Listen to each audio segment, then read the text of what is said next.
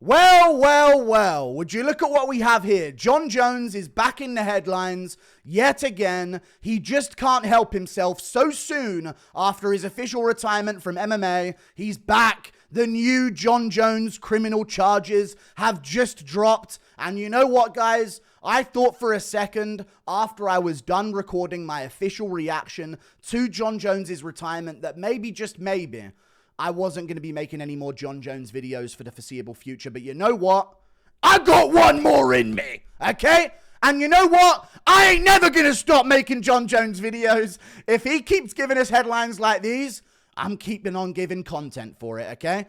Jon Jones faces criminal charge amid UFC retirement for allegedly fleeing the scene of an accident. We're going to go through it in today's video. This is very recent stuff. Now, you might see this headline and think it applies to any year of Jon Jones's existence, 2012 through 2022, but no, this is recent, okay? This just happened. You aren't having deja vu. You aren't looking at an article from about a year ago. This is fresh stuff, okay? Jon Jones is back, and I've got more to discuss in today's video as well. We're going to go through Dana White's cope in his new interview about Jon Jones's retirement. I don't know why he's still coping, but I've got to make a video about it.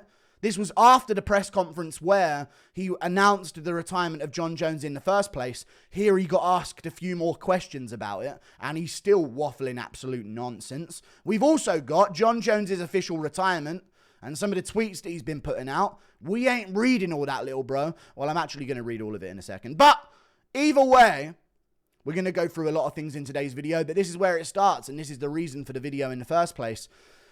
Jon Jones is facing a new criminal charge. They have to say new. That's always a good sign of who you are as a human being. When someone says, and make sure to preface that these are new criminal charges. You know you're living the life of an absolute saint when that's what has to happen. So don't get these mixed up with other criminal charges. These are new ones, okay? We ain't bringing up old stuff, okay? Not the other 20 that he's had.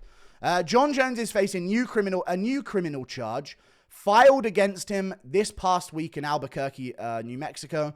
The Journal has learned a criminal summons accusing Jon Jones, 37, of a misdemeanor charge of leaving the scene of an accident in February was filed Tuesday in Metropolitan Court. So Jon Jones is back. You know, there's been talks about Jon Jones being past his prime in the UFC, but we hadn't yet started the conversation of whether or not he was past his criminal prime. You know what I mean? Because these crimes from Jon Jones have been watering down a little bit, but just when this is a y'all must have forgot Jon Jones' performance here. I feel like that's what he's doing. He was saying it in his interviews when it came to the fight with Tom Aspinall, and he was talking about, sometimes when I get that itch, I just got to pop out and show him that I'm still about it and I'm still him. This is what Jon Jones is doing, but for his alternative career of being an absolute fucking menace to society. This is him popping out and showing us once more. He's still got it, dude. Just in case you thought he lost his touch, he can still ruin a woman's life, okay? And flee from the scene. And I don't know if this is true. This is all allegations, and who knows if this is true. I'm playing a character, and this is a satirical take on a delusional MMA fan that thinks he's has any influence on the sport whatsoever. So, you know what? We're going to read through some of the stuff, and then we're going to get into Dana White's interview, and then we're going to get into the tweets at the end. So, Jon Jones received a misdemeanor charge on June the 17th ahead of his announced retirement. Now, some people are saying that this was the reason for his retirement. Listen, I happen to notice a trend with Jon Jones. When he is up against his toughest challenge, he seems to completely crash out and get himself in trouble. So I think it's time we start renaming these demons that he has that make him do these completely petty, lame crimes. This guy ain't robbing a bank, you know what I mean? This guy ain't Lee Murray. He's not fending off drug lords off his turf. This isn't what Jon Jones is doing. This is petty, this is like frat boy crime that he's doing. Like real, university, college level crimes that he's still getting done for at big 37 years of age with a wife and kids at home. We'll get into it, dude. Let's read some of the information of the arrest. Hours after UFC President Dana White announced heavyweight champion Jon Jones retired from mixed martial arts, The Albuquerque Journal reported Jones faces another legal issue. A criminal summons accuses Jones of leaving the scene of a traffic accident in New Mexico in February, and he faces a misdemeanor charge for the incident. He's scheduled to appear in court July 24th for a bond arrangement, I guess that is. Now let's get into the details of the crash. Albuquerque police responded to the reports of a crash in February when they approached a woman in the passenger seat of one of the involved cars. Now, you're not having deja vu. Just want to point that out. You are not having flashbacks. This is a new one. I know it's the same shit every time with Jon Jones, but believe me, this is a new case. Okay? They responded to the reports of a crash in February when they approached a woman in the passenger seat of one of the involved cars. The woman said Jones was the driver of the vehicle. She could be lying. And that he fled the scene on foot. Now, based on his track record, that does sound like Jon Jones, okay? He's fleeing the scene of responsibility and he's took off on foot, allegedly, according to this woman. She called Jones. She rang him. And police noted that the man on the line, who did not answer direct questions regarding his identity, appeared to be heavily intoxicated and made statements implying his capacity to employ lethal force through third parties. And made statements implying his capacity to employ lethal force through third parties. He's threatening them on the phone. Is that what he's like, threatening to attack them and be violent with them over the phone while drunk, while refusing to state his identity after they've called him from the scene? If this is real, this is such a fucking mess for a 37-year-old to be in. Jones was reportedly interviewed in person days after the crash and said the woman in the car left his house intoxicated prior to the crash. She later corroborated that account and said Jones was the last person she remembered driving her car.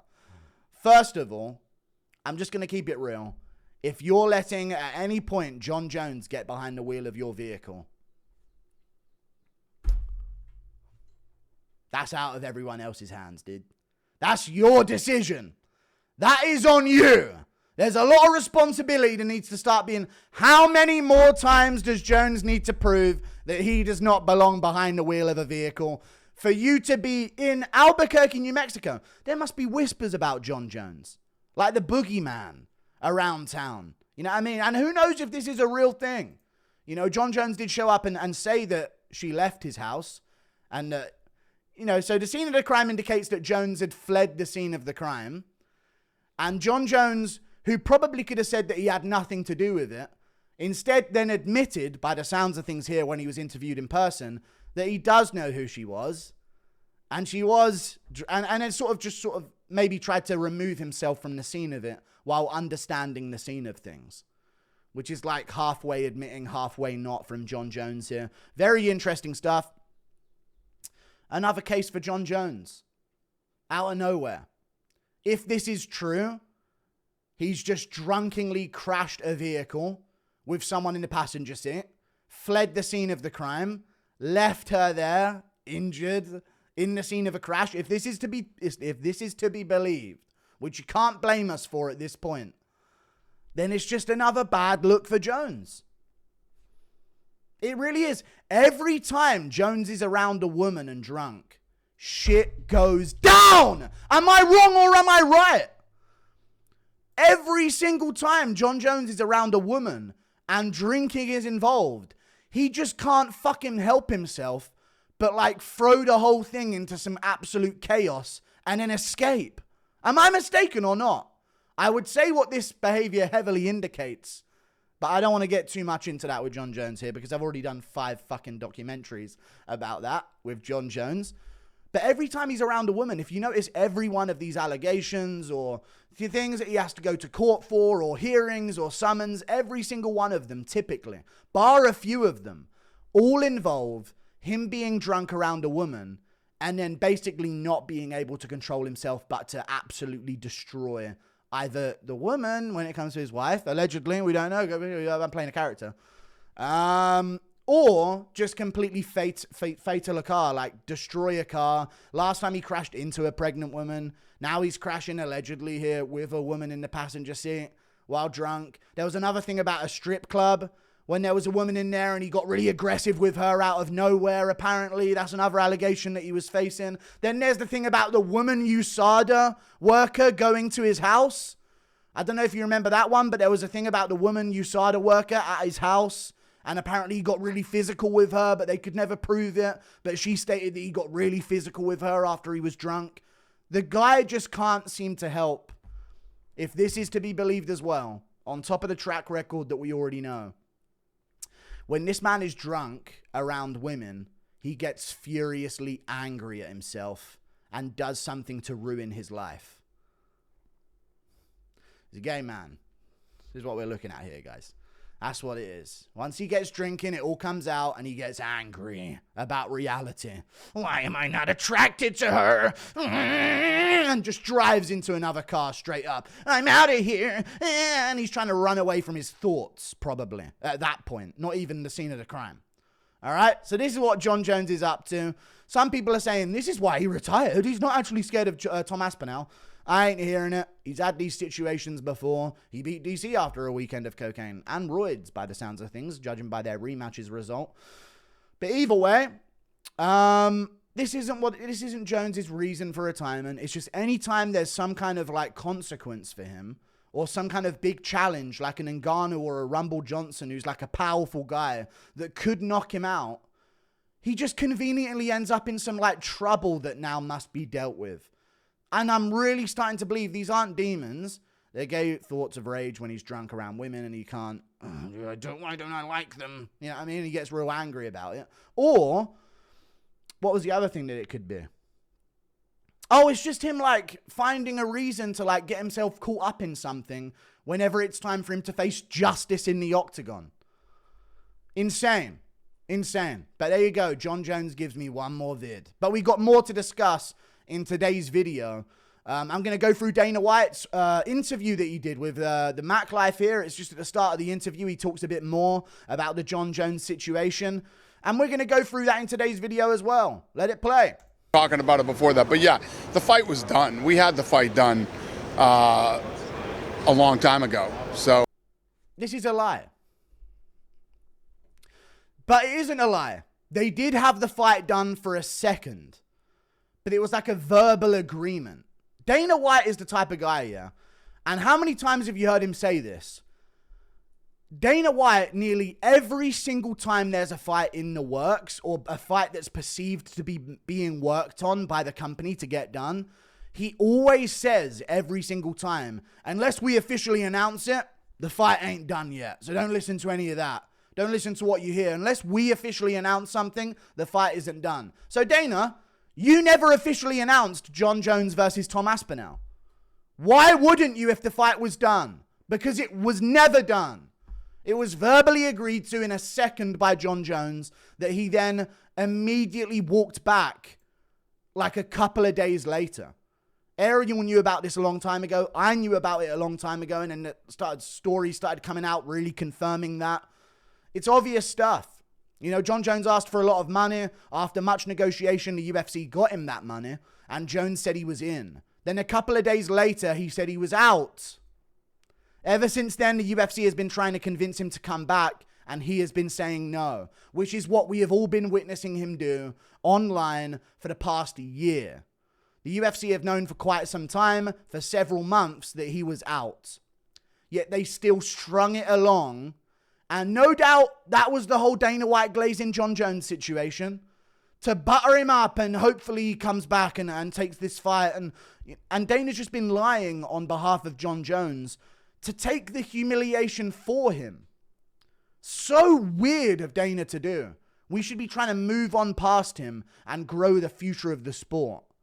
And Dana is hell-bent on making sure that Jones's image remains safe. Like, at this point, that's a lost cause, Dana. What are you lying for? Why are you trying to protect Jon Jones' image? His image is burnt to a crisp. It's just, like, there's no saving that image. What win is there from this for Dana White? I just don't understand the move from Dana or the UFC. It makes me think there's something else going on behind the scenes where they have something on each other, dirt-wise. I don't know, though. But it'd be the only thing that explains it, because we still don't have a platform deal. So that theory is now out the window. But there you go. Dana White has more to say. Why he decided not to fight, you guys will have to ask him that. Everyone has been, and he's been giving us all the reasons. Dana White's acting like Jon Jones hasn't been giving his reasons for why he won't fight Tom Aspinall for the past year. Why he chose to, you're going to have to ask him. Who knows? We don't know that stuff. We've known for the past year. You know why, Dana, as well. He don't want nothing to do with big Tom Aspinall. And even DC was saying that he bets if Tom Aspinall loses to someone, Jones might even think about a comeback. And I could so see that reality as well. It's very obvious, but the only one who doesn't seem to have any idea about it is the fucking promoter of the UFC and the guy who was trying to get the fight made for some random reason. Let it keep going. Is it accurate that there's a lot of reports about figures he was offered? Is it fair to say he was offered a lot of money to take this fight? Yeah. Listen, he was offered what he deserves for that fight. And he was. He was offered a lot of money. He was offered the money that he asked for. And they met that. Now, normally when UFC says he got what he deserved, that means they gave a guy 10K. But in this case, the reports were very strongly sounding like, he got the money that he was asking for. Jon Jones, and I made videos about this months ago now. It's been fucking actual year of talking about this. I made videos about this months ago now, where Jon Jones put out a bluff. He put out a bluff number that he thought the UFC would never agree to. And apparently they called his bluff.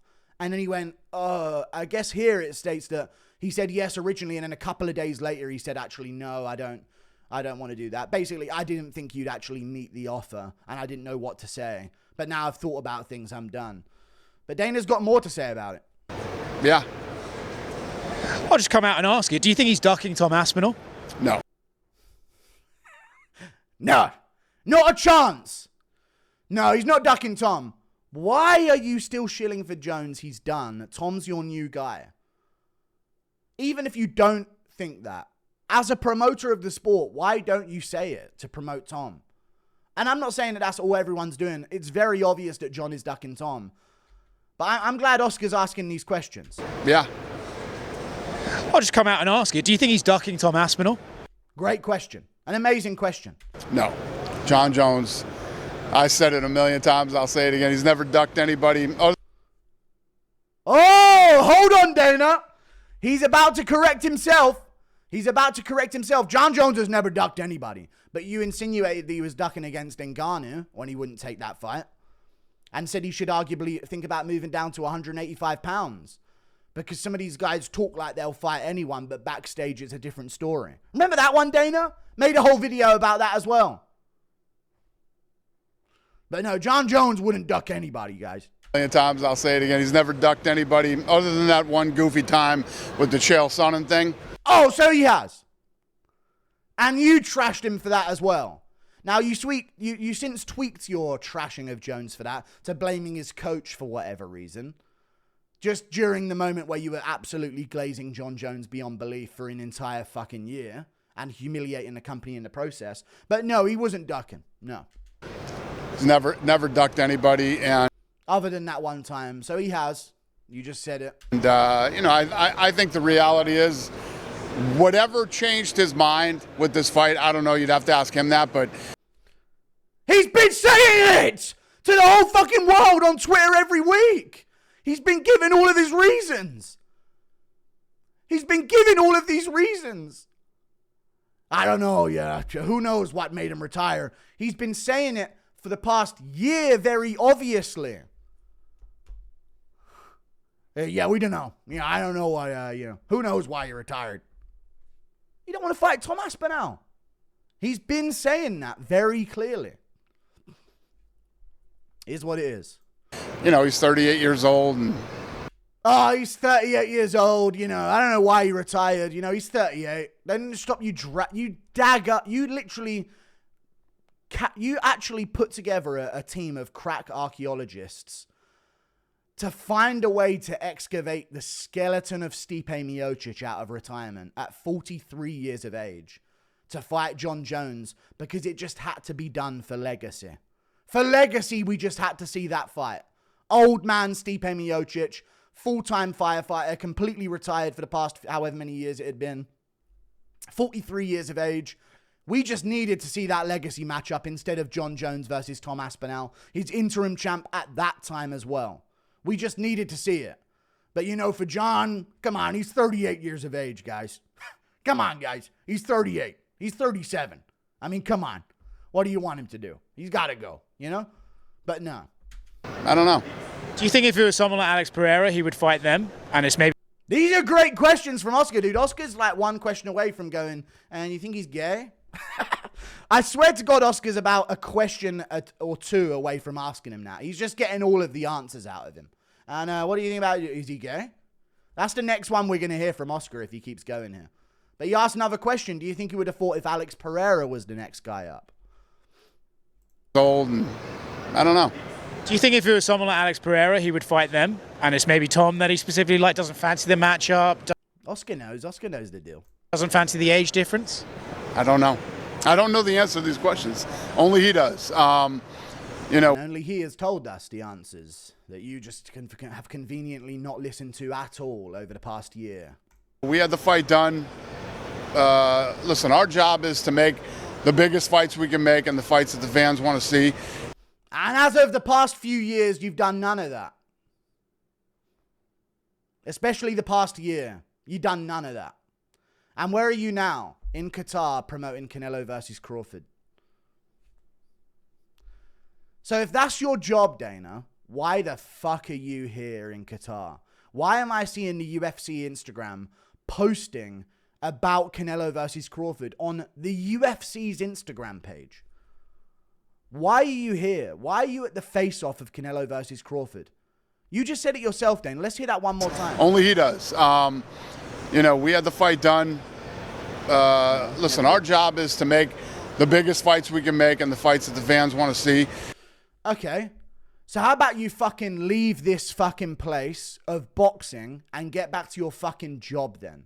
If that's your job, to give us the biggest fights and to give us the fights that the fans want to see, we ain't been getting any of them for a year. And here you are gallivanting around with Turki Al-Sheikh, that fat mess in Qatar, doing this fucking boxing thing. As the president of the UFC. This is in September, this Canelo versus Crawford card. We don't have a pay-per-view in September. It's going to be the first time in a while that we have not had a pay-per-view in a month of a year. If that's your job, as you just said it is, fucking get to it, you bald fuck. What are you doing out here promoting this? That made no sense to me. And that's what we try to do.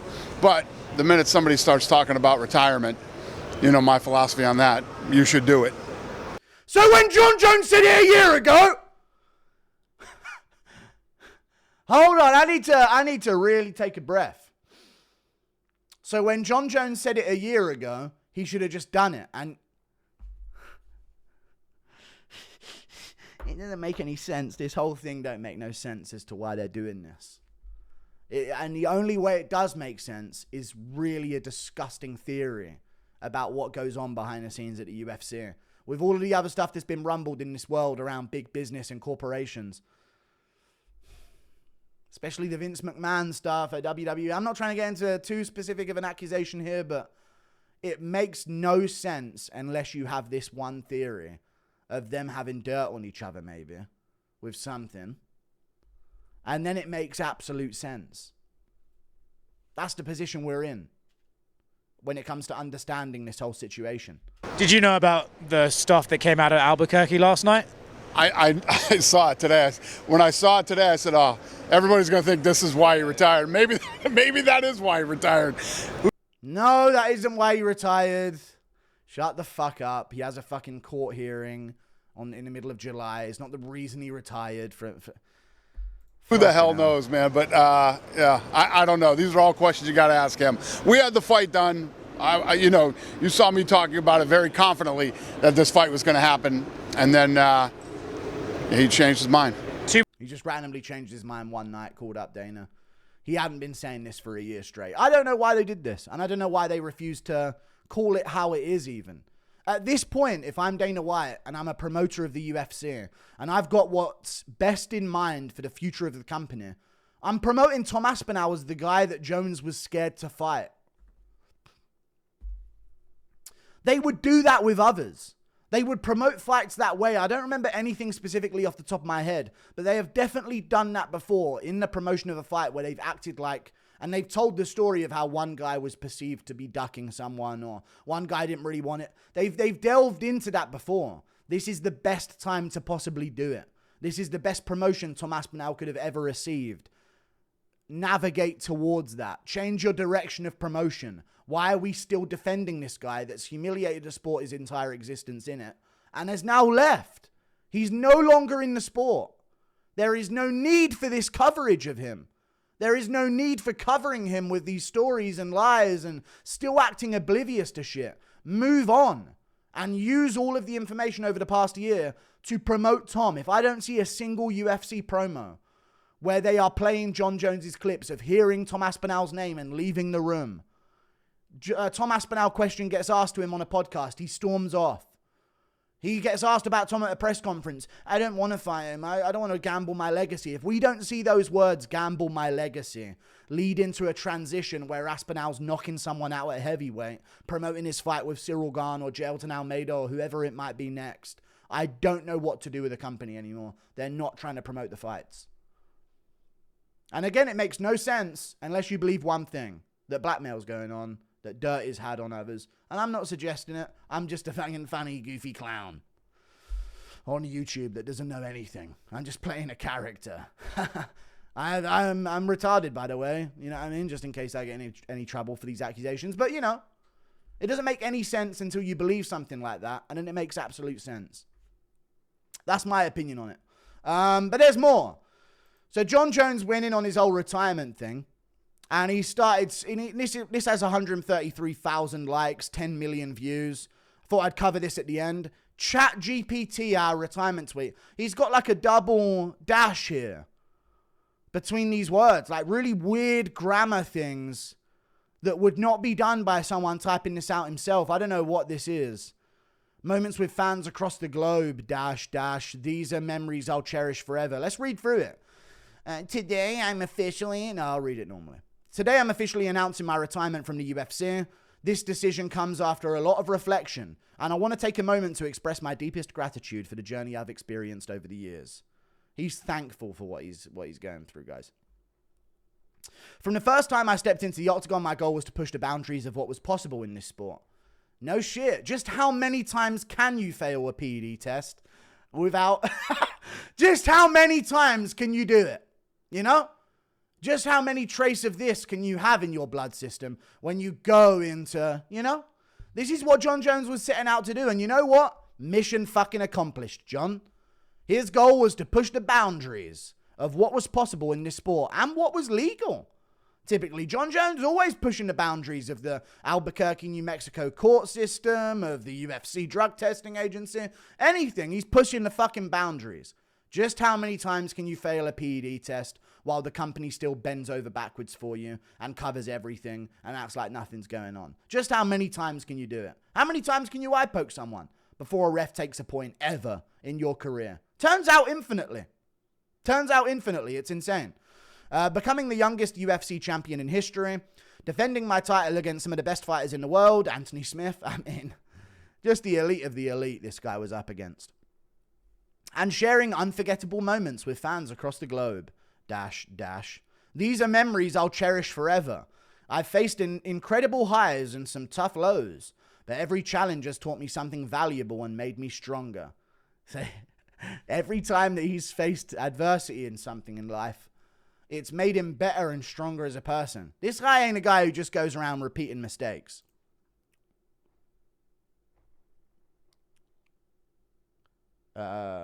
Well,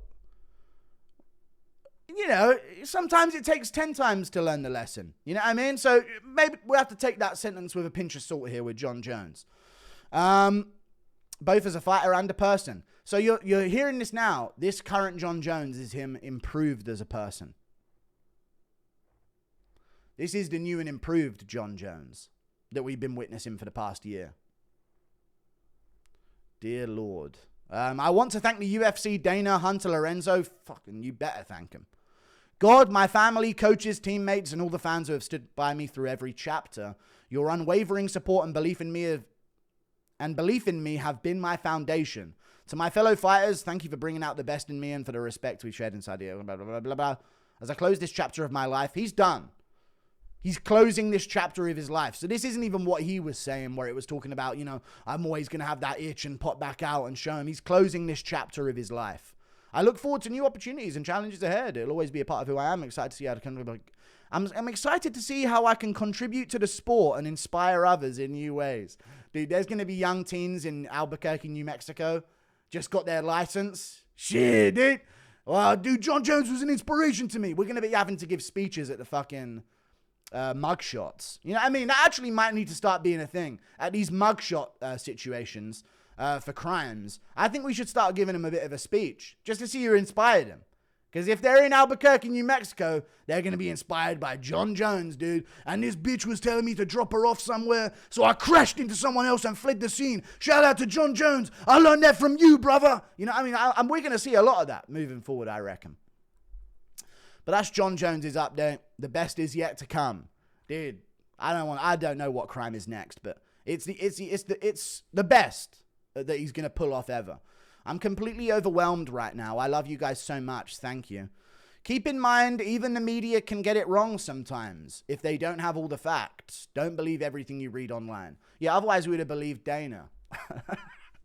So he's right. He's actually got it dead on. But who knows if this case will lead to anything. Let's just face it, at this point, if they hear some shit like this has gone down in Albuquerque, the police have every right to think, you thinking what I'm thinking?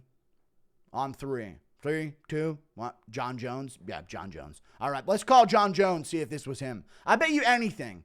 That's the point that they're at in Albuquerque, New Mexico, where some absolutely mess chaos of a scene is just there.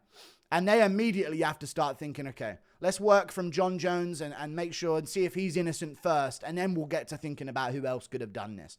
I reckon that's how it goes down. But we'll see. Jon Jones back in the headlines. Don't be Jon Jones. Be a good person. Yeah, I mean, if you have a wife and kids at home, don't be driving around crashing into things with inebriated women. If this is true, of course. It has been true before. So regardless what instance I'm talking about here, I can say it as a thing that happened. Yeah, don't be this guy. Don't be Jon Jones. Don't ever be Jon Jones. I don't know why I'm on this one. Don't ever be Jon Jones. Be Tom Aspinall. You know what I'm saying? That's your heavyweight champ. That's the family man right there. Be Tom Aspinall. That's the best. One risky joke to Nina. That's the worst he's done. Be like Tom. That's what you should be. If you're a young man out there looking up to anyone, don't be this fucking filth. Be Tom. See you later. Goodbye. Toodle pip.